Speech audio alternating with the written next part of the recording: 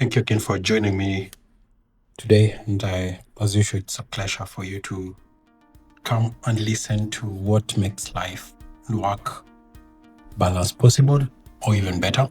And today we want to talk about psychological safety.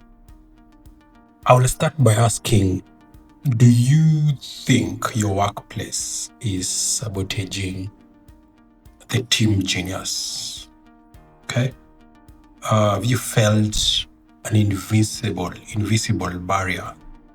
That thing, that feeling in your stomach when you have an idea that you feel you should say it or bring it up in a meeting, but you feel like maybe it cannot be accepted or no one will take me serious. Well, if you've been in such a place, just know you are not alone. I think majority of workplaces are as such. And I think it's the biggest and single most destructive force to innovation, to productivity, and even morale, to some extent, employee happiness. Now, picture this, you're in a meeting. The boss presents a plan. You immediately spot a potential flaw, a critical oversight that could cost your function, your unit, your company dearly. You open your mouth to speak, but then you hesitate. You remember how another colleague the day before was shamed, questioned, ridiculed for trying to bring up something that he thought the same manager had missed. It could be simple things like eye rolls, a dismissive tone, or even being ignored. So you stay silent. The moment passes, that brilliant insight that you had is lost forever. Now, if this scenario feels remotely familiar, you've experienced something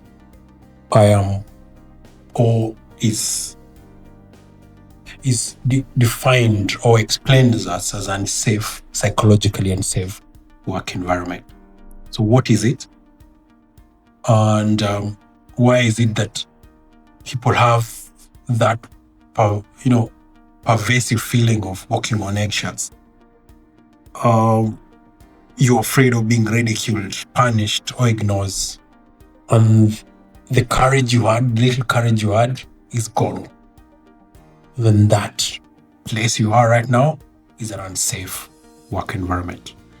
So, as a manager, what if I told you there's a better way? What if you could unlock your full potential for every single person in your team? What if you can develop a powerhouse of creativity and collaboration? So here is the one thing that you can do, and that is psychological safety. It is a buzzword. HR talk about it a lot. A lot of people talk about it in business classes, in business schools. However, I want you to forget about those buzzwords. Okay? Now, this word was popularized by a Harvard professor called Amy, and she wrote a very, very good book about that. However, I don't want to go into detail what it is. Simply put, simply defined, is the absence of interpersonal fear. That's it. Capital letters. If you are in a team or in a company or in an organization, you feel speaking out will lead to being fired or ridiculed or ignored, then you are afraid to give out an idea, then you are in an unsafe, psychologically unsafe environment. That shared belief within the team that it is safe to take risks. It's the confidence that you can speak up with ideas, you can question something, you can bring up any concern, even mistakes, without being humiliated or shut down. That is psychological safety. It is simply the difference between a team that merely survives and one that thrives. So when you make, as a manager, when you make psychological safety a priority, you're creating, quote unquote, a nice workplace. You're building a high-performing engine because the benefits are tangible, transformative, and can directly impact your bottom line. I'm sure you're asking yourself, how? Okay, let me give you 3 reasons why. 1, it will unleash that insane innovation within your team. Because remember, groundbreaking ideas rarely arrive fully formed. They start as half-baked thoughts, what-if questions, and mostly unconventional suggestions. Now, in a fearful environment, these fragile sparks are extinguished before they can even catch fire. But in a safe environment, they are fanned into flames. Team members feel empowered to challenge the status quo or even experiment, knowing that failure is treated as a learning opportunity and not a punishable offense. So how? 1 is to unleash insane innovation. 2 is to you stop losing your best people. Why do employees leave? 1 is because they're looking for better pay. Another one could be the leaders or managers, the supervisors are really horrible to them. But there's another one which is mostly not spoken about a lot, but sometimes others leave when they feel undervalued, unheard, or even disrespected. And a psychological unsafe place can be emotionally draining. When people feel safe, respected, and connected to their team, they just don't stay. They commit. Therefore, employee turnover plummets, saving your company immense costs in recruitment and training. And of course, the time of hiring, or even trying to replace a talent that you've lost as a manager. And then number 3, how? So the second thing is you'll stop losing your best people. How again, psychological safety can unleash innovation is you create an army of brand ambassadors. I don't need to go further into this, but I can tell you that what your employees say about your company or what they say about you when you're not in the room is something you need to ask yourself. In a toxic environment, they'll warn their friends. They'll tell them, please do not apply to that place. But in a psychologically safe environment, they can help. In fact, encourage others to apply. They gush over their jobs, how wonderful it is to work there. They become very authentic and powerful advocates. And this spreads, therefore, they can attract top-tier talent simply by sharing positive work experiences. So those are the 3 reasons as why psychological safety is very, very important. However, then, the question that you ask yourself, how can I build this? And the key focus of today's video is, how then do I build psychological safety starting today? Okay.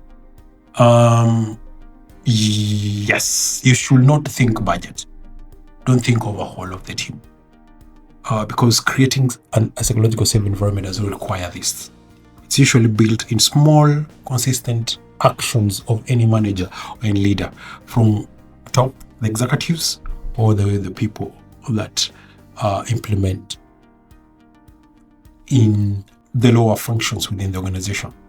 So I'll give you 3 practical steps in this playbook to try to implement psychological safety, or at least bring it up.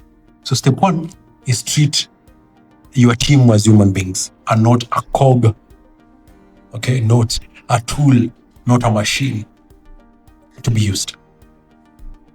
Now, true connection is the source of trust, is the bedrock of trust. As an individual, as a manager, make a genuine, and I am going to repeat that word, genuine, in capital letters and bold, effort to see your teams members or your colleagues as people who have lives, passions, and challenges like any other human being outside of their job description. Okay? So see the people you work with as human beings. Now, what tip do you need to implement here to make sure that this works? Start very simple and start all your one-on-one meetings with all your team members, one-on-one when you're having one-on-one, by asking them manner-related questions. How was your weekend? What are you currently working? Something interesting project are you working on, even if it's personal? Is there something else outside work you'd like us to talk about? Because when you demonstrate that you care about their well-being, they will feel more comfortable over time.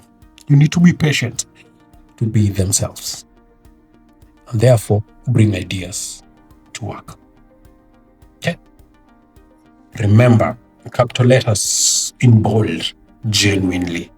Okay? Step 2. Okay, so step 1 is treat your team members as humans. Step 2, actively invite curiosity and dissent. Most managers, most leaders, most executives, after they've done something, they've done a presentation, they've given the objectives, they normally ask this question. Any question? And then you look around the room, around the table, and everyone is quiet. This is what is likely happening. They're not agreeing with you. Probably they are afraid. Okay? So what do? You must explicitly give permission for people to challenge you. Here is how. So instead of asking any question, reframe the question. Instead of, does everyone agree with what we've said here today? Ask, is there something I'm missing? Did I miss out an idea? Please, someone remind me. And then, another question, a very, very good one you can ask them is, what risks do you see in any of these actions that I've developed?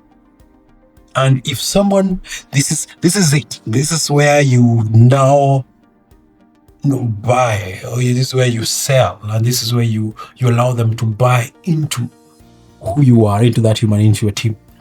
If someone offers a different point of view, thank them for their contribution. Genuinely, even if you don't agree.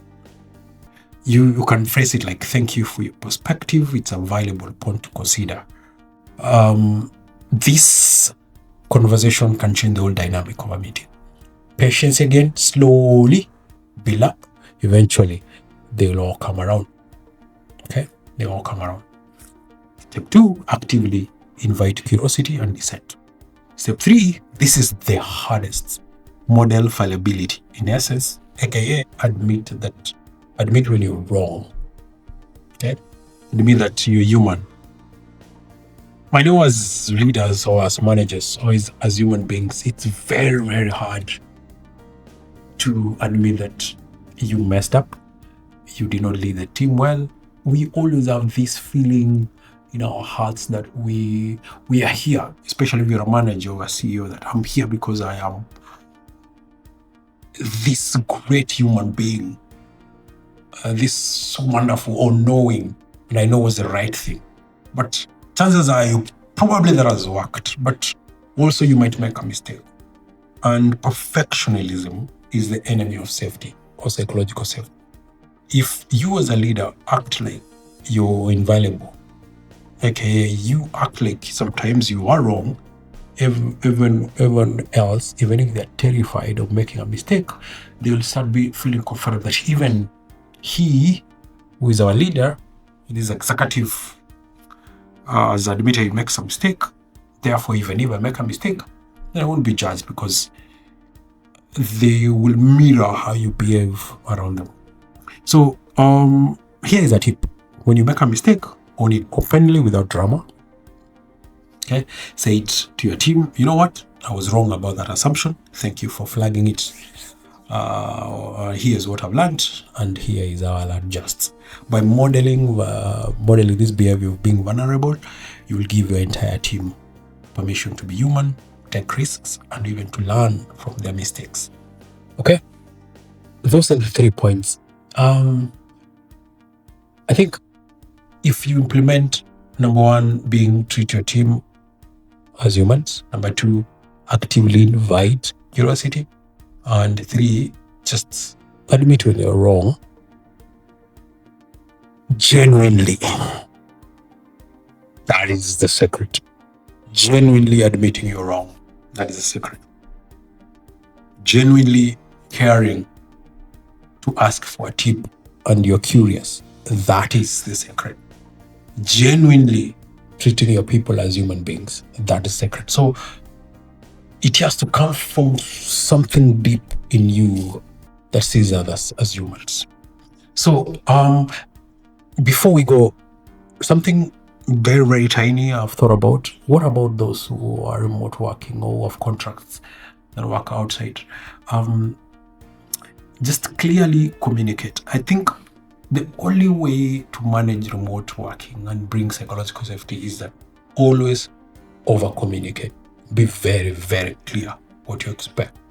Ask for feedback and see them as human beings. If they're working in the house, probably there's a child going around, a neighbor can come in, the house can be, someone can hit the house, there will be a car alarm outside and they'll rush to see what is happening. So see, these are some of the issues that can affect, and be open about that. But the only one thing I can tell for remote people is to over-communicate and ask for feedback. So remember, to conclude today's video is to know that psychological safety isn't about the soft stuff. It's a foundation of genuineness where you really care about people. It is that invisible architecture that allows your people to be to do their best at work and be better at work. So look at your team today. Listen in your next meeting and create a space where genius can thrive, or where people are open. Okay? The choice is yours. Be genuine, and the results will follow. Psychological safety, essentially, is being genuine as a human being. Thank you. Until the next episode. Goodbye.